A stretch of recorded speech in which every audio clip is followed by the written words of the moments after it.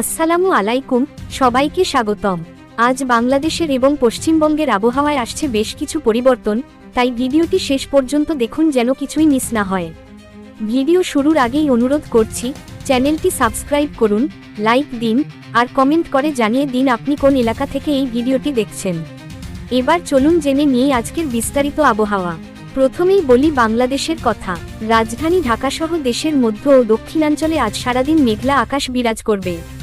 সকাল থেকেই হালকা থেকে মাঝারি বৃষ্টির সম্ভাবনা রয়েছে, বিশেষ করে দুপুরের পর কিছু এলাকায় বজ্রসহ বৃষ্টি নামতে পারে। বাতাসে আর্দ্রতা অনেক বেশি থাকবে, ফলে গরমের সঙ্গে গুমোটোভাবও থাকবে প্রবল। দিনের তাপমাত্রা থাকবে প্রায় 30 ডিগ্রি সেলসিয়াসের আশেপাশে, আর রাতে নামবে 25 ডিগ্রির মতো। চট্টগ্রাম, বরিশাল ও খুলনা অঞ্চলে বৃষ্টিপাতের প্রবণতা বেশি থাকবে, তবে উত্তরাঞ্চলে তুলনামূলক কম।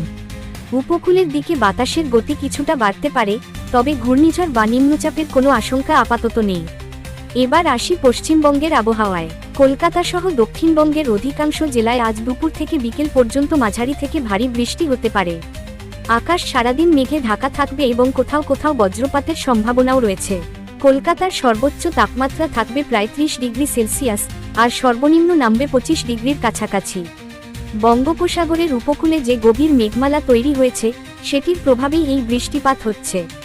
আগামী 2 দিন পর্যন্ত এই অবস্থা অব্যাহত থাকতে পারে বলে জানিয়েছে আবহাওয়া দফতর।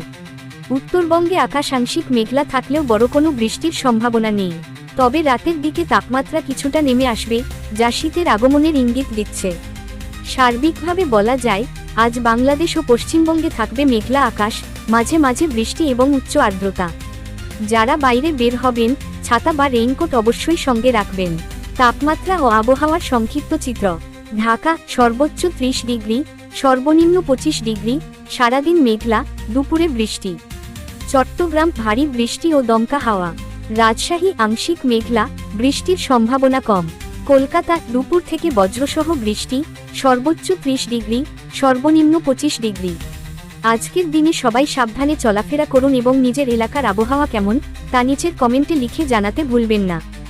ধন্যবাদ সবাইকে, আর মনে রাখবেন, প্রতিদিনের সর্বশেষ আবহাওয়া আপডেট পেতে চ্যানেলটি সাবস্ক্রাইব করে পাশে থাকুন।